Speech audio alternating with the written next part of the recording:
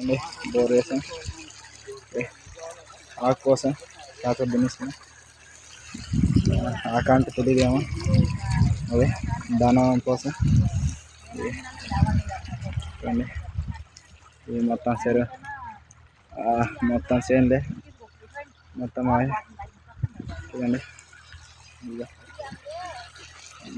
ఇదిగో నీళ్ళు నిండుతున్నా చూడండి. ఇది మొత్తం బాగా బోర్ వస్తుంది చూడండి. పెట్టుకున్నారు ఆకు కోసం,